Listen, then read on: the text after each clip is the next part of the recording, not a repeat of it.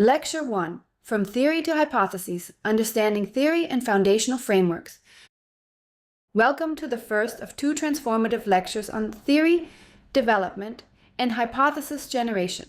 Today marks a pivotal moment in your doctoral journey where you transition from being a consumer of existing knowledge to becoming an architect of new understanding.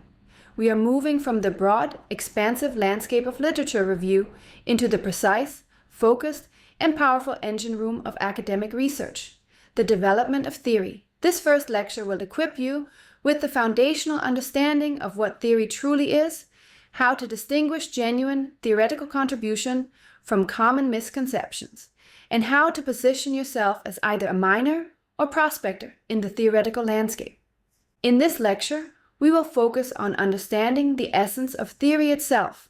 We will dissect Sutton and Staw's seminal work on what theory is not, explore the anatomy of strong theory, and understand the crucial functions theory serves in empirical research. We will then examine Sparrowe and Mayer's framework for grounding hypotheses, explore Breslin and Gatrell's miner-prospector continuum for theoretical innovation, and master Dorobantu and colleagues' AMJ Research Canvas for ensuring theoretical coherence. Finally, we will learn from Beugelsdijk and Bird's insights on avoiding desk rejects by crafting compelling theoretical narratives. The importance of this foundational understanding cannot be overstated. Theory is not just an academic requirement or a box to check in your manuscript. It is the intellectual heart of your research, the engine that drives everything else. Without strong theory, you have no compelling explanation for why organizational phenomena occur as they do. Without strong theory, your empirical findings, no matter how sophisticated your methods, remain merely descriptions of patterns rather than explanations of underlying processes.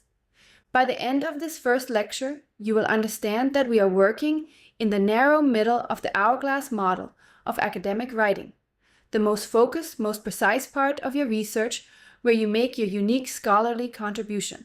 The constructs provide the what about the phenomena you're studying, but theory provides the crucial why. This symbiotic relationship between theory and empirical evidence is the very essence of what separates rigorous scholarship from mere opinion or casual observation. Learning objectives, your theoretical transformation.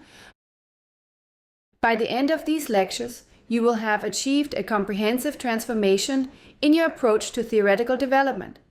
First, you will master the essence of theory. You will be able to distinguish between genuine theoretical explanation and the common substitutes that masquerade as theory. Drawing on Sutton and Staw's critical framework, you will internalize the fundamental difference between true causal explanation and the mere presentation of references, data, variables, diagrams, or hypotheses. Second, you will develop hypothesis grounding expertise. Using Sparrowe and Mayer's 3-pronged approach, you will learn to ground your hypotheses through linking to established theory, providing empirical evidence, and most importantly, explaining the underlying causal mechanisms. You will construct logical chains of reasoning that make your hypotheses not just plausible, but compelling and inevitable. Third, you will cultivate a prospectus mindset. Drawing on Breslin and Gatrell's miner-prospector continuum, you will learn to move beyond incremental gap filling toward innovative and impactful theory development. You will understand how to challenge assumptions, integrate diverse theoretical perspectives, and make genuinely novel contributions to your field. Fourth, you will master systematic frameworks for theoretical coherence. You will apply Dorobantu and colleagues' AMJ Research Canvas to ensure coherence across all elements of your research project, from puzzle identification through theoretical development to empirical testing. Fifth, you will learn to avoid common pitfalls. Using Beugelsdijk and Bird's insights on avoiding desk rejects, you will learn to craft compelling theoretical narratives that capture editorial attention and survive the review process. Finally, you will construct coherent frameworks that are not just logically sound, but intellectually compelling, demonstrating clear connections between your chosen variables and defending your theoretical choices against inevitable critiques. The hourglass model, understanding your position in academic architecture. Before we dive into the specifics of theory development, let's establish exactly where we are in the broader architecture of academic writing. The hourglass model provides a crucial framework for understanding how knowledge flows through a research article, and where theory and hypotheses fit within this structure. At the top of the hourglass, we have the broad, expansive sections, the introduction and literature review. Here, you cast a wide net, speaking to a general academic audience and providing sufficient context that scholars outside your immediate specialty can understand why your work matters. This is where you establish the relevance and importance of your research domain. As we move down the hourglass, the focus narrows dramatically. This is where we are today, in the narrow middle where theory and hypotheses reside. This is the most specific, most focused part of your entire paper. It is here that you make your unique contribution, where you articulate the precise causal mechanisms that explain the phenomena you're studying. This narrow waist represents the intellectual heart of your research, the theoretical engine that drives everything else. The hourglass then widens again as you move into methods, results, and discussion, where you connect your specific findings back to broader theoretical conversations and practical implications. But everything, absolutely everything, depends on getting this narrow middle right. If your theory is weak, if your hypotheses are poorly grounded, if your causal logic is flawed, then no amount of sophisticated methodology or elegant writing can save your research. This is why this lecture is so crucial. We are working on the foundation upon which your entire scholarly edifice will be built. The theory you develop here will determine not just what you study and how you study it, but how your work will be received, evaluated, and ultimately whether it will make a lasting contribution to knowledge. What theory is not. The 5 Great Misconceptions, Part 1. Robert Sutton and Barry Staw's 1995 masterpiece, What Theory Is Not, provides perhaps the most important service to aspiring scholars by identifying the 5 elements that are commonly mistaken for theory. These misconceptions are not just academic curiosities, they represent the most frequent reasons why manuscripts are rejected for having inadequate theory. Let me walk you through the first 3 with the detail and precision they deserve. Misconception number 1. References are not theory. This is the most seductive and dangerous trap for doctoral students. You cannot create theoretical explanation simply by assembling a collection of citations. Consider this sentence from a hypothetical manuscript. This finding is consistent with resource dependence theory, Pfeffer and Solancic, 1978, institutional theory, DiMaggio and Powell, 1983, and transaction cost economics, Williamson, 1985. This sentence contains 0 theory. It is merely a statement of consistency, not an explanation. The problem is that listing the names of theories or citing works that contain theoretical arguments is not the same as explicating the causal logic those theories contain. To build genuine theory, you must unpack the underlying mechanisms. If you invoke resource dependence theory, you must explain why organizations' need for external resources creates dependencies, how these dependencies generate uncertainty and constraint, and precisely how these dynamics lead to the specific outcomes you are predicting. I have seen countless manuscripts where authors respond to reviewers' calls for more theory by adding a flurry of citations without adding a single line of causal explanation. This is what Sutton and Staw call using references as a smokescreen to hide the absence of theory. The solution is not more citations, it is more explanation. Misconception number 2. Data are not theory. This misconception is particularly seductive because data seems so concrete, so real, so convincing. But data describe patterns. They do not explain why those patterns exist. A correlation coefficient, a beta weight, a factor loading, these are all descriptions of empirical reality. They tell us what happened, but they cannot tell us why it happened. Sutton and Staw warn against what they call brute empiricism, the practice of using prior empirical findings to motivate hypotheses without providing theoretical explanation for why those findings occurred. You cannot simply say, previous studies have found a positive relationship between transformational leadership and team performance. Therefore, we hypothesize a positive relationship between transformational leadership and team performance.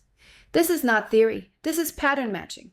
The data can provide evidence for your theory, but they cannot be the theory itself. Theory is the story you tell about why the data look the way they do. It is the causal narrative that explains the underlying processes that generate the empirical patterns we observe. Misconception number 3. Variables are not theory. A list of variables, no matter how carefully chosen or theoretically important, is not a theory. Variables are simply labels for concepts. Theory is about the relationships between variables, the causal connections that link them together in meaningful ways. Simply stating that you will examine the effects of leadership style, organizational culture, and employee motivation on firm performance tells us nothing theoretical. The theoretical contribution comes from explaining how and why these variables are related. What is the process through which leadership style influences culture? How does culture shape motivation? Through what mechanisms does motivation translate into performance? The theory is in the causal story that connects these variables, not in the variables themselves. What theory is not. The 5 Great Misconceptions. Part 2. Misconception number 4. Diagrams are not theory. Boxes and arrows can be useful visual aids, but they are not theory. A diagram is a representation of theory, not the theory itself. Anyone can draw boxes and connect them with arrows. The intellectual work lies in developing the causal logic that explains why those arrows exist and why they point in the directions they do. The problem with relying on diagrams as theory is that they can mask the absence of genuine causal reasoning. A complex diagram with many boxes and arrows may look sophisticated, but if the underlying logic is weak or missing, the diagram is merely window dressing. Strong theory can be represented diagrammatically, but the diagram itself is not the theory. Misconception number 5. Hypotheses are not theory. This is perhaps the most subtle but crucial distinction. Hypotheses are predictions. They are statements about what you expect to observe. Theory is explanation. It is the reasoning that leads to those predictions. Hypotheses are the output of theoretical reasoning, not the reasoning itself. A well-grounded hypothesis should be the inevitable conclusion of a compelling theoretical argument. When readers encounter your hypothesis, they should think, well, of course, given everything you've explained about the underlying causal processes, this is exactly what we should expect to observe. The hypothesis is the destination. Theory is the journey that gets you there. Many authors make the mistake of presenting hypotheses without adequate theoretical development. They jump directly from a brief literature review to a set of predictions without explaining the causal logic that connects them. This leaves readers wondering why these particular relationships should be expected and undermines the credibility of the entire research project. The positive implication. Understanding what theory is not helps us understand what it is. Theory is fundamentally about explanation. It answers the question why. It provides the causal story that explains why we observe the patterns we see in organizational life. Theory identifies key constructs, specifies relationships between them, explains why these relationships exist, and articulates the mechanisms through which they operate. The anatomy of strong theory. What theory actually is. Now that we have cleared away the misconceptions, let's turn to the constructive task of understanding what theory actually is. Theory is fundamentally about explanation. It answers the question why. It provides the causal story that explains why we observe the patterns we see in organizational life. Strong theory has several essential characteristics that distinguish it from weak or pseudo-theory. First, it identifies the key constructs or variables that are central to understanding a phenomenon. But more importantly, it specifies the relationships between these constructs and explains why these relationships exist. Theory tells us not just that X is related to Y, but why X influences Y, through what mechanisms, under what conditions, and with what boundary conditions. Second, strong theory is parsimonious. It explains complex phenomena with relatively simple causal mechanisms. This does not mean that theory should be simplistic. Organizational life is inherently complex, but good theory identifies the essential causal drivers and explains how they work without unnecessary complication. As Einstein allegedly said, everything should be made as simple as possible, but not simpler. Third, strong theory is falsifiable. It makes specific predictions that can be tested with empirical data. If a theory cannot be proven wrong, it is not a scientific theory. The predictions should be precise enough that we can design studies to test them and clear enough that we can interpret the results unambiguously. Fourth, strong theory has scope conditions. It specifies the context, populations, or situations where the theoretical relationships are expected to hold. No theory applies everywhere and always. Good theory is explicit about its boundaries and honest about its limitations. Fifth, strong theory is interesting. Drawing on Murray Davis's classic work, interesting theories are those that challenge our taken for granted assumptions about how the world works. They make us think differently about familiar phenomena and provide new insights that change our understanding. Finally, strong theory is generative. It not only explains existing phenomena, but also generates new questions and suggests new avenues for research. Good theory opens up new possibilities for investigation, rather than closing them down. The 11 functions of theory in empirical research. Understanding why theory is so crucial in empirical research helps us appreciate the standards we must meet in our theoretical development.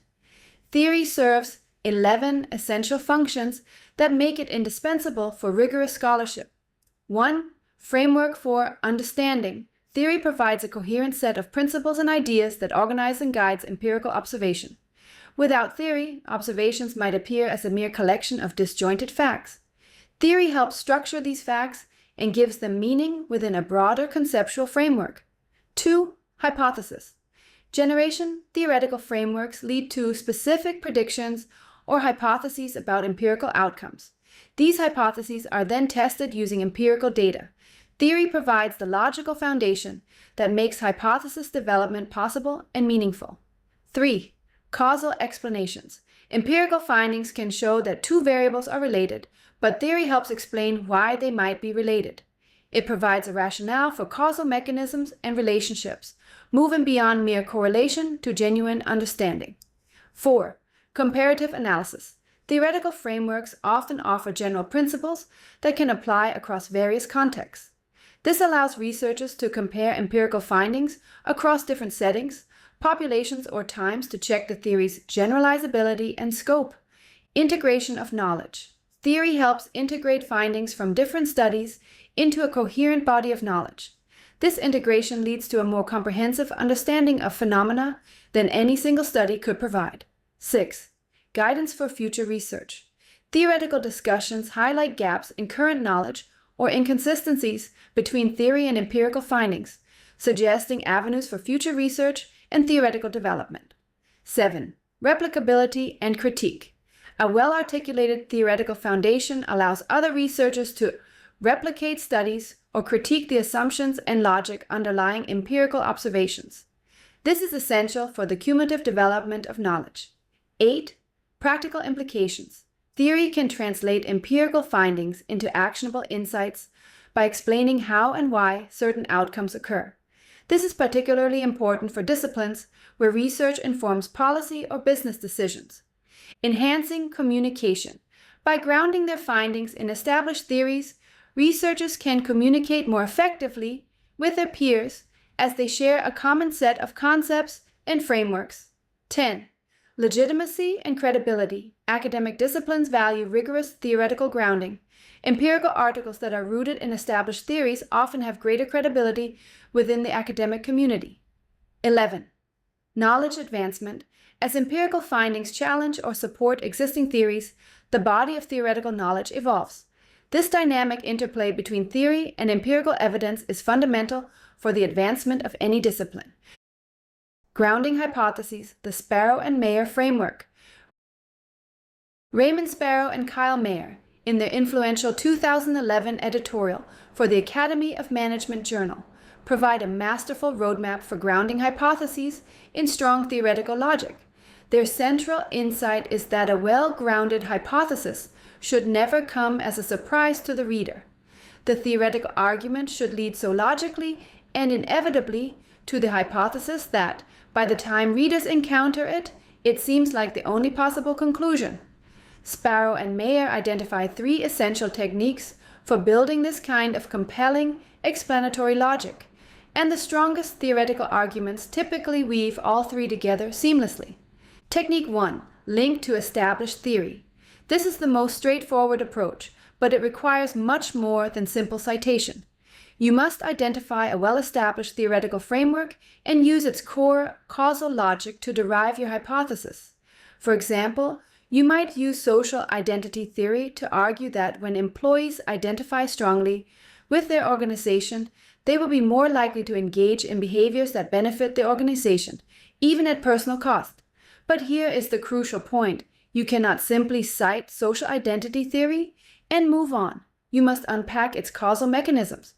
You need to explain that social identity theory posits that people derive part of their self-concept from their group memberships, that threats to the group are experienced as threats to the self, and that people are therefore motivated to enhance the status and success of groups with which they identify.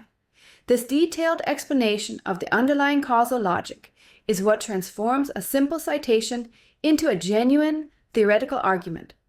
The key is to extract the relevant elements of the established theory and show how they apply to your specific context. You must demonstrate that you understand not just what the theory predicts, but why it makes those predictions. Technique 2. Provide empirical evidence.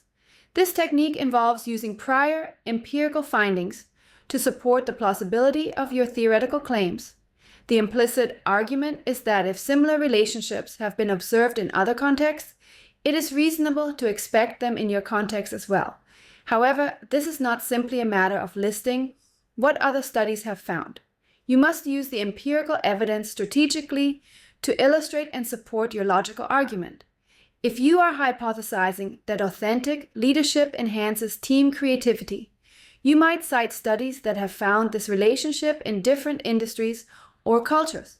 But you cannot stop there. You must then explain the theoretical reasons why this relationship is likely to hold in your specific context. The empirical evidence provides support for the plausibility of your theoretical claims, but it cannot substitute for theoretical reasoning. The evidence must be integrated into your theoretical narrative in a way that strengthens your overall argument. Technique 3. Explain the causal mechanisms. This is the most important and most challenging technique. It is where you develop a detailed causal narrative that explains the step-by-step process through which your independent variable influences your dependent variable. This is where you tell the complete story of your theory. For example, if you are hypothesizing that transformational leadership leads to team innovation, you need to explain exactly how this process unfolds. You might argue that transformational leaders inspire followers by articulating a compelling vision of the future. Step 1. This vision enhances followers' intrinsic motivation and sense of psychological safety. Step 2. The increased motivation encourages followers to invest extra effort in their work, while psychological safety makes them willing to take risks and experiment with new ideas. Step 3. This combination of high motivation and risk-taking behavior ultimately leads to higher levels of team innovation. Step 4. This detailed causal narrative is the heart of your theoretical contribution. It demonstrates that you understand not just what relationships to expect, but why those relationships should occur. The miner-prospector continuum, choosing your theoretical adventure. Breslin and Gatrell's 2023 article introduces one of the most powerful metaphors for thinking about different approaches to theory development, the miner-prospector continuum. This framework will fundamentally change how you think about your role as a theoretical contributor and help you move beyond simply filling gaps toward making genuinely innovative contributions. At one end of the continuum, we have the miner. Miners work within established domains, known mines of knowledge. They are skilled at extracting valuable insights from existing seams of literature.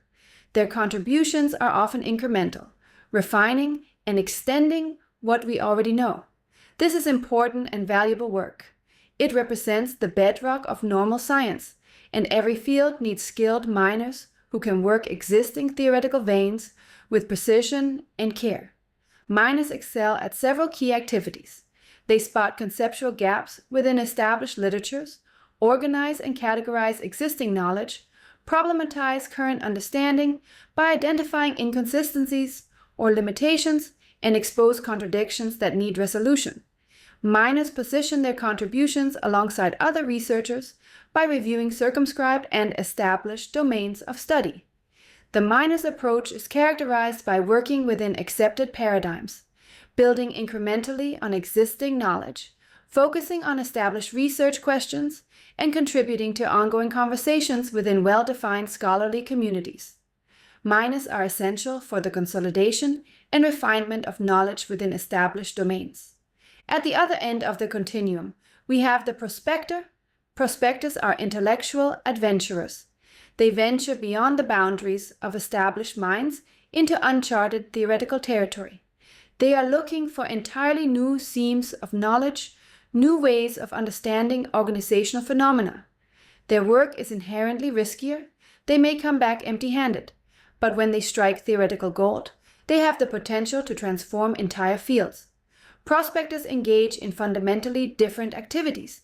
They transfer theories across disciplinary boundaries, develop analogies and metaphors that reframe our understanding, blend and merge literatures from different domains, and set out entirely new narratives and conceptualizations. Prospectors step outside the conventions of their field, discovering and proposing innovative ideas that can reshape scholarly thought. The prospector's approach is characterized by challenging established assumptions, integrating insights from multiple disciplines, asking new questions that haven't been considered before, and potentially shifting entire research paradigms. Prospectors are essential for the revolutionary advances that periodically transform fields. The key insight from Breslin and Gatrell is that both approaches are necessary, but academic publishing has become overly dominated by mining. We need more prospectors who are willing to take intellectual risks and challenge fundamental assumptions about how organizational phenomena work. Prospector strategies, tools for theoretical innovation. If you want to develop a prospector's mindset, Breslin and Gatrell identify several specific strategies that can help you venture into uncharted theoretical territory. Strategy 1. Cross-disciplinary theory. Transfer. Look beyond the boundaries of management and organizational studies. Psychology, sociology, economics, anthropology, political science, and even fields like biology and physics can provide theoretical insights that illuminate organizational phenomena in new ways. For example, complexity theory from physics has been used to understand organizational adaptation, and evolutionary biology has informed our understanding of organizational learning and change. The key is not just to borrow theories wholesale, but to thoughtfully adapt them to organizational contexts. What assumptions need to be modified? What boundary conditions need to be established? How do the causal mechanisms operate differently in organizational settings? This requires deep understanding of both the source theory and the organizational context to which you are applying it. Strategy 2. Analogical reasoning and metaphor development. Metaphors are not just rhetorical devices. They are powerful tools for theoretical development. They help us see familiar phenomena in new ways and can reveal hidden aspects of organizational life. Consider how the metaphor of organizations as machines led to different theoretical insights than the metaphor of organizations as organisms or cultures. Develop analogies between organizational phenomena and processes in other domains. How is organizational learning like biological evolution? How is strategic decision-making like jazz improvisation? How is organizational culture like a language? These analogies can generate new theoretical insights and research questions that wouldn't emerge from conventional approaches. Strategy 3. Literature blending and integration. Identify literatures that have developed in isolation but address related phenomena. What happens when you bring together insights from the leadership literature and the organizational learning literature? How might theories of individual creativity inform our understanding of organizational innovation? What can the literature on social movements teach us about organizational change? The goal is not just to combine theories additively, but to create genuine integration that generates new insights neither literature could produce alone. This requires identifying the complementary strengths of different theoretical traditions and finding ways to synthesize them into more comprehensive frameworks. Strategy 4. Narrative reconstruction. Challenge the dominant stories being told about organizational phenomena. What assumptions are we making that might not be true? What alternative explanations might account for the patterns we observe? How might the story change if we adopted a different perspective or focus on different actors? For example, most theories of organizational change focus on leaders as change agents. What if we told the story from the perspective of middle managers or frontline employees? How might this change our understanding of how change actually occurs? This kind of perspective shifting can reveal new theoretical possibilities. Strategy 5. Temporal reframing. Most organizational theories focus on static relationships or short-term dynamics. What happens when you adopt a longer temporal perspective? How do organizational phenomena unfold over years or decades rather than months or quarters? This temporal reframing can reveal new theoretical insights about organizational evolution and development. Strategy 6. Level shifting. Most theories operate at a single level of analysis. What happens when you shift levels or consider cross-level interactions? How do individual level phenomena aggregate to create organizational level outcomes? How do organizational level factors shape individual behavior? This kind of level shifting can generate new theoretical insights about multi-level organizational phenomena. The AMJ Management Research Canvas, a tool for theoretical coherence. Dorobantu, Gruber, Ravasi, and Wellman's 2024 Introduction of the AMJ Management Research Canvas provides a systematic framework for ensuring that all elements of your research project fit together coherently. This tool is particularly valuable for theory development because it forces you to think about how your theoretical framework connects to every other aspect of your research. The canvas is organized around 9 core elements, with the puzzle at the center. The puzzle represents the broad theoretical or phenomenological question that your research addresses. It anchors every other element of your research project and provides the driving force behind your theoretical development. At the heart of any empirical research project lies the broader theoretical or phenomenological puzzle that the project addresses. The puzzle specifies the domain of management theory to which the project seeks to contribute. Just as a traveler's first step is to define where they are going, a research project should start with the puzzle to provide direction to your theoretical development. A research puzzle is a broad question that preoccupies a large community of management scholars. Examples might include: what explains performance variation within an industry? How does sustainability affect firm performance? Or how do leaders motivate team members? The goal of your theoretical framework is to provide insightful and novel explanations for your focal puzzle.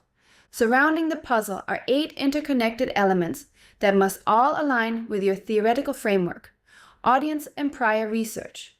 Your theoretical framework must speak to a specific scholarly community and build on existing theoretical foundations in meaningful ways. Research question. Your specific research question must flow logically from your theoretical framework and contribute to resolving the broader puzzle. Theoretical constructs and relationships. This is the heart of your theoretical contribution, the specific constructs you identify and the relationships you propose between them. Research setting. Your theoretical framework must be appropriate for your chosen research context and vice versa. Research design and analysis. Your theoretical predictions must be testable with your chosen methodology. Empirical findings. Your theoretical framework must be capable of explaining the patterns you observe in your data. Contributions. Your theoretical insights must advance understanding in meaningful ways. Boundary conditions and limitations. Your theoretical framework must be explicit about its scope and limitations. What makes this framework so powerful for theory development is that it forces you to consider how your theoretical choices affect every other aspect of your research. Your theoretical constructs must be appropriate for your research setting. Your hypotheses must be testable with your chosen methodology. Your theoretical contribution must be meaningful to your intended audience. The canvas also emphasizes the iterative nature of research development.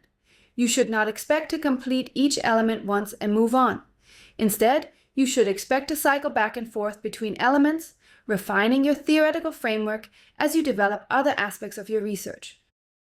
Avoiding desk rejects. Beugelsdijk and Bird's Strategic Insights. Beugelsdijk and Bird's 2024 editorial on avoiding desk rejects provides crucial strategic guidance for ensuring that your theoretical contributions survive the initial editorial screening. With desk reject rates at top journals often exceeding 60%, understanding what editors look for in the first few minutes of reading your manuscript can make the difference between getting a fair hearing and immediate rejection. Beugelsdijk and Bird identify two main domains that determine whether a manuscript survives desk review: effective communication and theory and method-related rigor. For theory development, both domains are crucial. First, you must develop a compelling story. Human beings are pattern-seeking, sense-making, storytelling creatures. A good theoretical framework tells a story, one that is believable, memorable, and intellectually satisfying. This story may be based on phenomenological observation or theoretical narrative, but it must have a clear plot line that guides readers through your reasoning.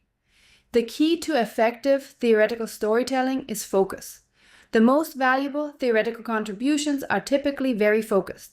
Your core theoretical insights should be succinctly stated and concisely explained in just a few sentences. You should be able to deliver your key theoretical takeaway in plain English that would be understandable to an intelligent non-academic.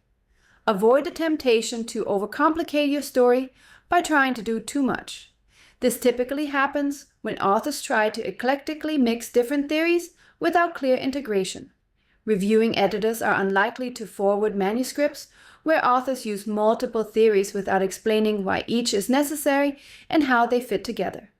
Second, you must write a clear introduction that explains the what, so what, and now what of your theoretical contribution. Beugelsdijk and Bird recommend a 4-paragraph structure. The first paragraph sets the scene by identifying the topic, explaining why it matters, and summarizing what is already known. The second paragraph discusses what we do not yet know, the theoretical gap or puzzle your work addresses. The third paragraph explains your approach to addressing this gap and previews your key theoretical insights. The fourth paragraph outlines your findings and their implications. Beyond communication, editors look for genuine theoretical rigor. This means your theoretical framework must be internally consistent, logically coherent, and empirically testable. You must demonstrate deep understanding of the theoretical traditions you are drawing upon and show how your work advances theoretical understanding in meaningful ways. Editors are particularly skeptical of manuscripts that center the story around the use of a different method or distinctive sample without clear theoretical contribution.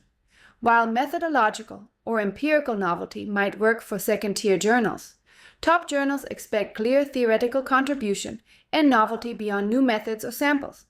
Editors also look for theoretical focus and coherence. Your theoretical framework should have a clear central insight that can be explained concisely. If you cannot explain your theoretical contribution in a few clear sentences, it may be too complex or unfocused for a top-tier journal.